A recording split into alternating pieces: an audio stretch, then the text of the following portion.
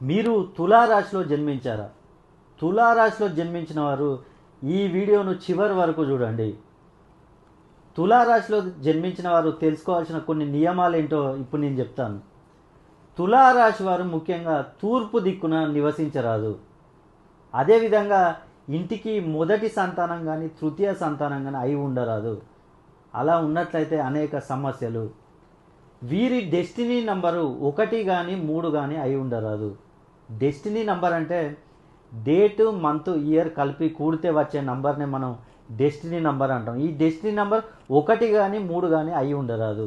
అదేవిధంగా 1, 10, 19, 28, 3, 12, 21, 30 ఈ తేదీలలో వీళ్ళు జన్మించి ఉండరాదు.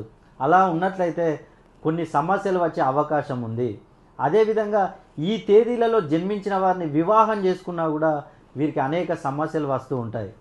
ముఖ్యంగా చూసుకున్నట్లయితే వీరు SLCGA అనే అక్షరాలతో పేర్లు మొదలయ్యేవారు వీరికి అనేక ఇబ్బందులు వచ్చే అవకాశం ఉంది.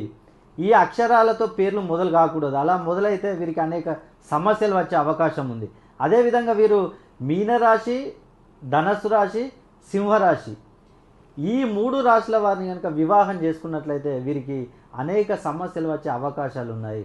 కాబట్టి తులారాశి వారు ముఖ్యంగా ఈ నియమాలను తెలుసుకొని ముందుకెళ్ళినట్లయితే మీకున్న ఎలాంటి సమస్యలైనా కూడా తొలగిపోతాయి. కాబట్టి నేను కొన్ని చిన్న చిన్న పరిహారాలు మీకు చెప్తాను. ఆ పరిహారాలు కనుక మీరు పాటించినట్లయితే మీకు ఎలాంటి సమస్యలు ఉన్నా కూడా తొలగిపోతాయి. కాబట్టి మీకు ఇలాంటి సమస్యలు ఉన్నప్పుడు ఒక్కసారి మీ పేరులో మీరు సంఖ్యాబలాన్ని పెంచుకున్నట్లయితే మీకున్న ఎలాంటి సమస్యలైనా కూడా తొలగిపోయే అవకాశం ఉంది. మీ యొక్క గోచారం మరియు గ్రహచారం ఈ గోచారం యొక్క స్థితిగతులు ఎప్పటికప్పుడు తెలుసుకుంటూ ముందుకెళ్ళినట్టయితే మీకున్న సమస్యలు మొత్తం తొలగిపోతాయి.